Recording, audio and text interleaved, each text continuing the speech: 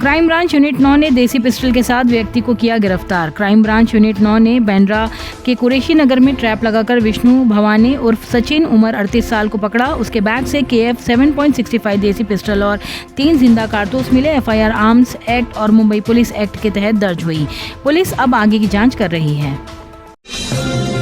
आरिफ नसीम खान ने वक्फ अमेंडमेंट पर supreme court stay का स्वागत किया। कांग्रेस के लीडर नसीम खान ने सुप्रीम कोर्ट के इंटरिम ऑर्डर को माइनॉरिटी राइट्स की जीत बताई।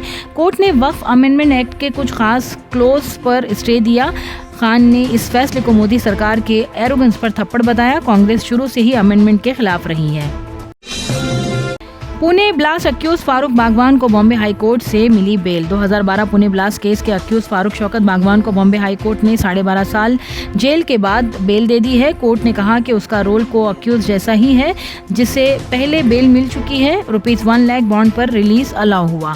बागवान पर UAPA और मकोका के तहत केस चल रहा है। मलाड वेस्ट में मिली बिना सर की लाश। सुबह मलाड वेस्ट में एक सर कटी लाश मिली। मालवनी पुलिस स्टेशन की टीम स्पॉट पर पहुंच गई। बॉडी एक मेल की बताई जा रही है। अभी पहचान नहीं हुई है। पुलिस ने केस का इन्वेस्टिगेशन शुरू कर दिया है।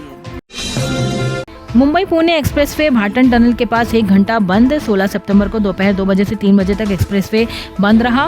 क्लोजर भाटन टनल के पास फीडर और ट्रांसमिशन लाइन इंस्टॉलेशन के लिए था। इससे दोनों डायरेक्शन में ट्रैफिक जाम काफी बढ़ गया। लाइट और हेवी व्हीकल्स दोनों को दिक्कत हुई।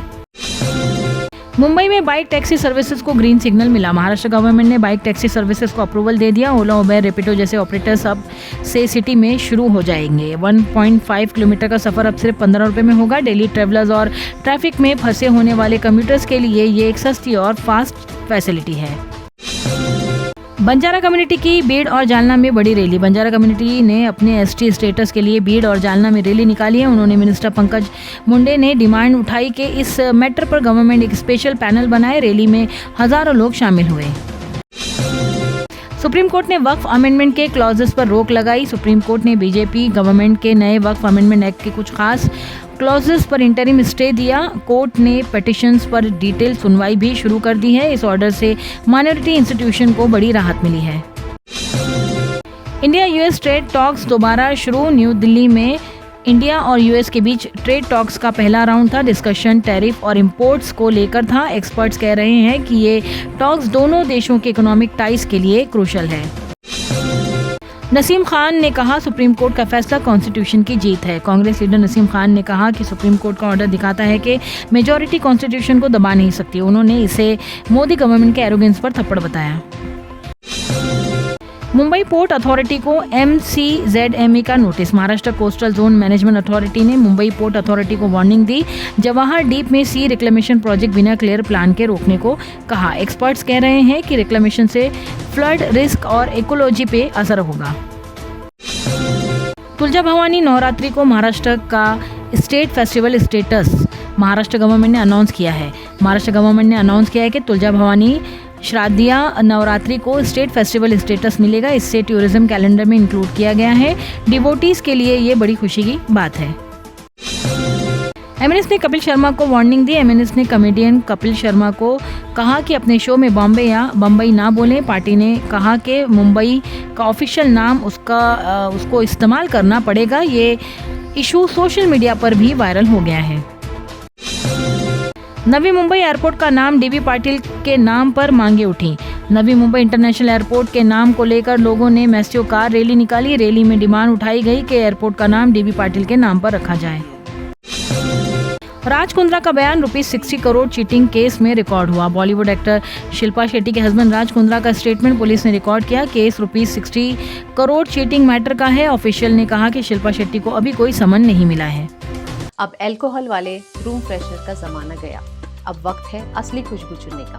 बखूर, एक अरेबिक ट्रेडिशनल फ्रेग्रेंस जो सुकून के साथ खुशबू का एहसास दिलाए। घर का माहौल हो या इबादत का मकाम, खोजाती का बखूर महकाए हर खासो आम। गल्फ के बाद अब इंडिया में भी खोजाती ने लॉन्च किए हैं 10 नए फ्रेग्रेंसेस। कपिल शर्मा शो के लैंग्वेज को लेकर कंट्रोवर्सी। कपिल शर्मा शो में मुंबई को बॉम्बे या बम्बई बोलने की बात पर MNS ने प्रोटेस्ट किया। ये इशू एंटरटेनमेंट और पॉलिटिक्स दोनों में गर्म हो गया है। बॉलीवुड में मुंबई नाम को लेकर कल्चरल डिबेट। फिल्म इंडस्ट्री में भी मुंबई वर्सेस बॉम्बे डिबेट चालू हो गया है। क्रिएटर्स कह रहे हैं कि कल्चरल और ऑफिशियल रिस्पेक्ट दोनों जरूरी है। राज ठाकरे की पार्टी ने इसे आइडेंटिटी का मुद्दा बनाया है। एशिया कप ड्रामा एंटरटेनमेंट बन गया है। India Pakistan Asia cup match के बाद हैंडशेक रो एंटरटेनमेंट मीडिया में भी छाया रहा। फैंस और कमेंटेटर्स ने इस इंसिडेंट पर मीम्स और रिएक्शन फ्लड कर दिए हैं।